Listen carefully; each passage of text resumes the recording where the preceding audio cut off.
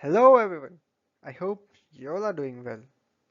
I'm Karthik Jaiswal and today we will be discussing the new topic which is the concept of sovereignty and international relations. Let us begin by exploring the concept of sovereignty, a core principle that shapes how nations govern themselves and interact on the global stage. Simply, sovereignty defines a nation's control over its territory and its ability to make decisions without external interference. Yes, why don't we think sovereignty matters in today's interconnected world? Let us think about the implications it has for international relations, right? So further, we will need to understand what are the main actors in the international relations.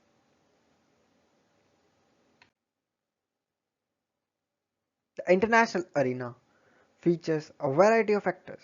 First, we have international organizations like United Nations or the World Bank and IMF and various others. Then we have states such as the US, India, UK, France, China and various others who hold sovereignty and are central decision makers. But also there are non-state actors like NGOs, multinational corporations, and various international alliances.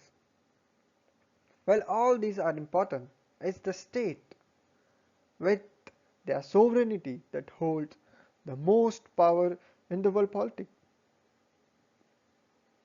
Yes, we need to define what is sovereignty. Yes, by defining it, we will be getting the holistic idea. Sovereignty is often defined as the monopoly on the use of legitimate force within a territory. Yes, it's the idea that only state can legally use force to maintain order. Now let us break down the key parts of this definition by questioning it. Right? What do you think makes the use of force legitimate? And why is territory so crucial in defining or determining sovereignty? Yes. Furthermore, if we move on, we will see the components of the sovereignty, which are legitimate forces, exclusive control, and defined territory.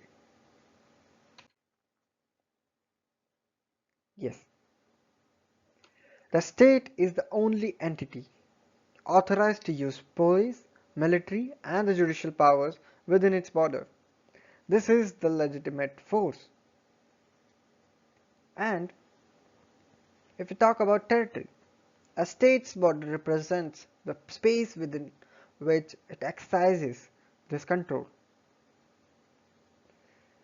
And further, if we talk about the exclusive control, where no other entity can exercise power within the state's border without permission.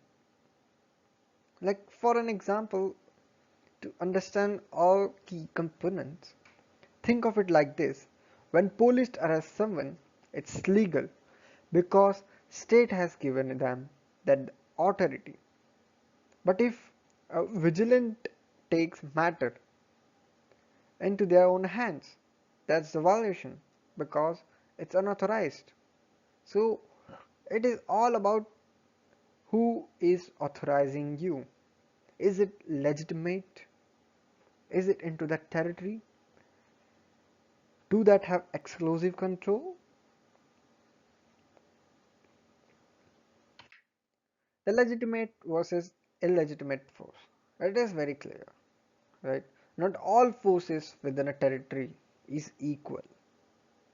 Legitimate force is authorized by the state, like police action, military operations, or judicial powers. And illegitimate force, on the other hand, includes other things like gang violence, unauthorized military actions, murder, assault, and what not. Illegitimate force does not necessarily challenge sovereignty unless it escalates to a point where it directly threatens or replaces the state's authority. Further, if we move on to this topic, we need to know the historical foundations. Yes. Why did the idea of sovereignty even emerge? The root of the modern sovereignty lies in the aftermath of the 30 Years' War, which devastated Europe. The Treaty of Westphalia in 1648 formalized sovereignty as a principle of international law, establishing the idea of non-interference in the state's internal affairs. Can you think of modern examples where these principles of sovereignty have been tested or challenged? This is the question to you to understand this historical foundation and connect with the contemporary issues. Now, now to clear all what we have studied till now, yes, imagine sovereignty like the authority of parents in a family. Just like parents are the only ones who can discipline their child, a state is the only one authorized to use force within its borders. If two kids have dispute, they go to their parents to resolve it, not to another family. States behave in similar way, resolving issues through sovereign channels rather than letting outsiders intervene. Mhm. Further, if we move on, we need to know what if the world is without sovereignty?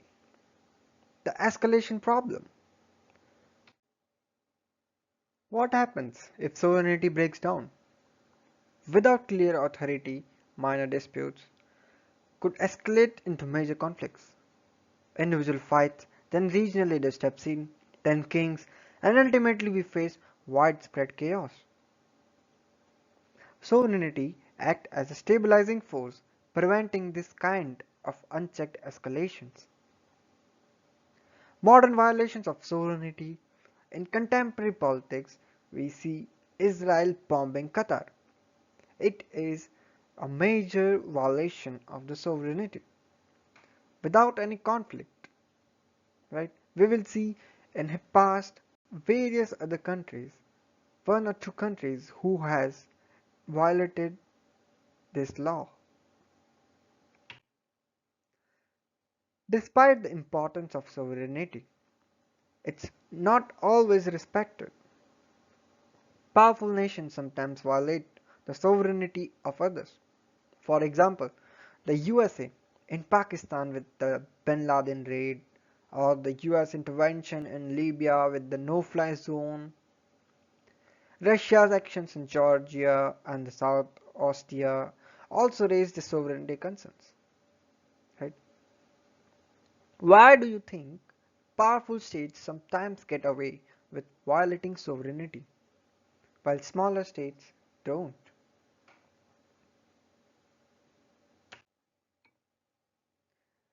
So, if sovereignty is so clear cut, why aren't there harsher punishments for its violation?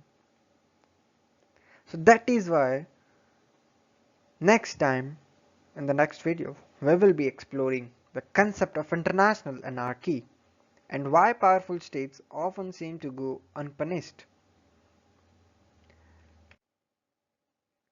Join us next time as we take a closer look at how power dynamics influence the enforcement of international rules. Till that time, I hope you all take care and be safe. Thank you.